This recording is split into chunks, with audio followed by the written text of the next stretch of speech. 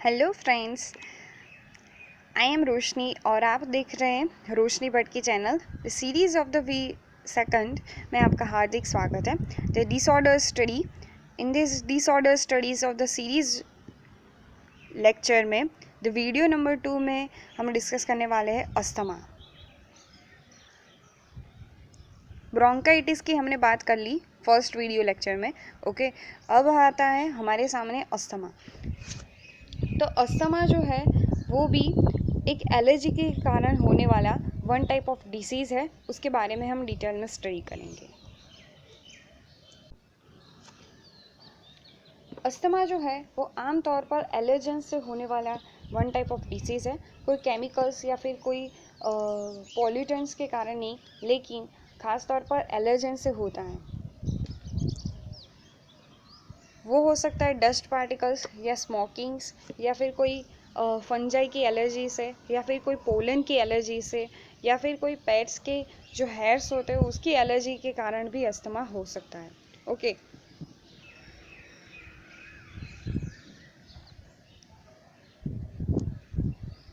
Asthma के हम symptoms देखें तो फर्स्ट आता है the always active muscles of larynx and contract more and more. Okay, जो लायरेनेक्स का जो मसल्स होगा उसकी जो मैकेनिज्म होगी वो ऑलवेज क्या रहेगी, एक्टिव रहेगी। तो एक्टिव होने से क्या होगा, आपको ये क्वेश्चन होना चाहिए कि एक्टिव है तो वो तो अच्छा है, लेकिन एक्टिव होने के बाद उसे रिलैक्स भी होना चाहिए।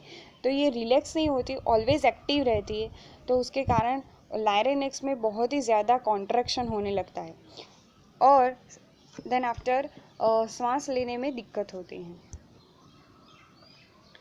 कफ हो सकता है। Okay, then after swelling in larynx, wheeze, then after chest in pain, pain कहाँ होने लगता है तो चेस्ट में होने लगता है। Okay, and after headache, blue skin, ये सारे के सारे जो सिम्टम्स है वो अस्थमा से रिलेटेड पेशेंट्स में आमतौर पर पाए जाते हैं। उसके हिसाब से कुछ दूसरे सिम्टम्स भी देखे गए हैं। ओके, कि कफ से साथ साथ कोल्ड हो जाना, फीवर आना। ओके, ये है अस्थमा के सिम्टम्स।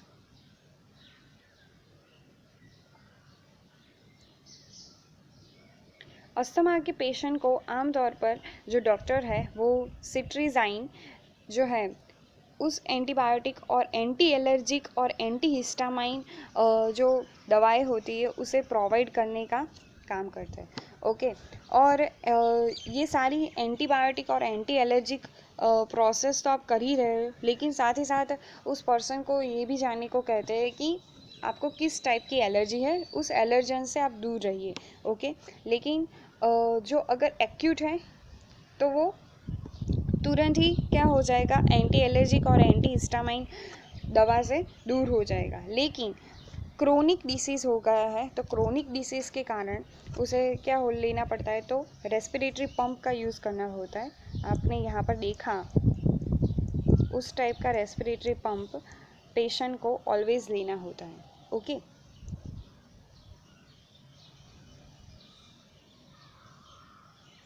और साथ ही साथ अगर आप कोई स्मोकिंग एरिया में गए हो तो उस स्मोकिंग एरिया से आपको जो कोई भी स्मेल आ रही है तो उससे भी आपको कहाँ क्या रहना है, दूर रहना है। और साथ ही साथ अगर कोई पर्सन है वो कोई भी टाइप की डिसीज़ से पीड़ित नहीं है लेकिन वो स्मोकिंग कर रहा है तो ये तो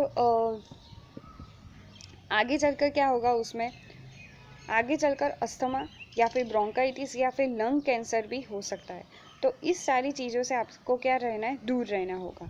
ओके, तो आज के वीडियो में हमने जाना कि अस्थमा कैसे होता है, उसके क्या क्या सिम्टम्स होते हैं, उसके क्या क्या डायग्नोसिस है, कि हमें सिट्रीजाइन और साथ ही साथ रेस्पिरेटरी पंप का यूज़ करना होगा। ओके,